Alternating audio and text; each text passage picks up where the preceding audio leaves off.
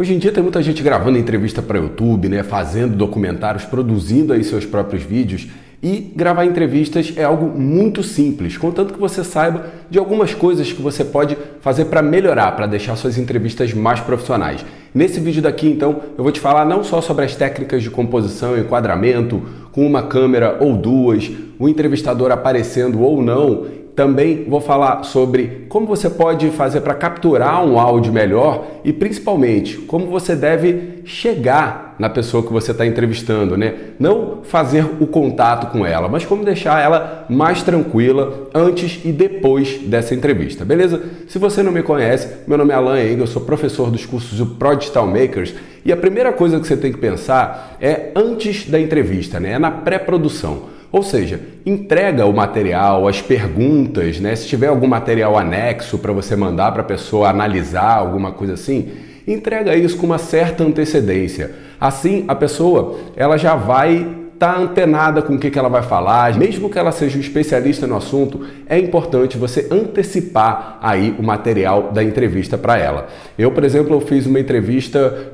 com a Rede Record, lá era o Domingo Espetacular, né, onde eu fui convidado para analisar alguns vídeos para dizer se era fake ou não, e eles me mandaram com uma semana de antecedência. Foi extremamente importante, porque senão eu ia chegar lá na hora e a entrevista iria demorar muito mais, talvez não falasse tantos detalhes interessantes assim na entrevista. Segunda parte é no próprio dia da entrevista, né? Quando você chegar no lugar, estiver ali arrumando a câmera, ajeitando o som, testando o som, você já pode ir trocando ideia com a pessoa, né? Isso também vai deixar ela mais tranquila, vai deixar ela com as ideias mais frescas na cabeça. E também é bom para você, porque você pode ali colher alguma informação, né?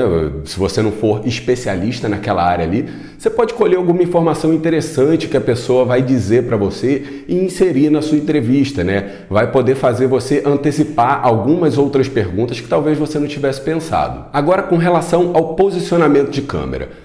Muita gente fica extremamente constrangida de ficar de frente para a câmera assim, fazer o que eu estou fazendo aqui, né? Olhando para a câmera e falando, principalmente pessoas que não estão acostumadas com isso. Então, o ideal é que você não posicione a pessoa de frente para a câmera e você não fique atrás dela, porque senão a pessoa vai ficar olhando assim para você, né? Vai tender a levantar aqui a cabeça para te olhar como se fosse uma troca de ideia. E essa não é uma posição legal de você colocar. Então, o ideal é você utilizar a regra dos terços, né? Que são essas linhazinhas horizontais e verticais. Posicionar a pessoa mais ou menos aqui, né? Que seria uma posição, pode ser tanto desse lado quanto do outro, e você se posicionar aqui ao lado da câmera, na mesma altura da pessoa. Então a pessoa vai estar conversando com você dessa forma aqui. E isso daí vai deixar ela mais tranquila, porque vai ser um bate-papo, ela vai acabar esquecendo ali a câmera. E é importante também que a câmera esteja na altura dos olhos da pessoa, tá? Isso daí é extremamente importante. Então essa linha superior aqui, ela é mais ou menos a tua guia, né? Não precisa ficar certinho, tudo mais, mas tudo bem. E aí a gente também pode ter um teto aqui. O teto é essa altura, né, que a gente tem entre o topo da cabeça e aqui o final do vídeo. Esse teto, ele vai fazer com que você possa, pelo menos ali dar uma escalinha, por exemplo, na imagem, né, de 20 a 30%, você não perde tanta qualidade assim. Se você estiver gravando em 4K, obviamente que você vai poder aí expandir um pouquinho mais, né, dar um pouquinho mais de escala, o que vai dar uma dinâmica melhor ali na edição do seu vídeo. Mesmo com uma câmera só, é interessante que você grave também cenas que a gente chama de B-roll, né? Que seriam cenas, por exemplo, eu estou entrevistando um motion designer, né? E aí eu faço a entrevista com ele e depois eu peço para ele ficar um tempo ali no computador, mexendo nas coisas, né? Como se ele estivesse realmente trabalhando, produzindo alguma coisa. Isso você também pode inserir depois na entrevista, né? Como imagens aí que vão ilustrar aquilo que você está falando e também vai dar uma dinâmica muito melhor aí para o seu vídeo. Se você tiver duas câmeras, aí você tem várias possibilidades, né? Eu aconselho que você bote uma câmera com esse enquadramento, né, que eu falei assim, meio lateral,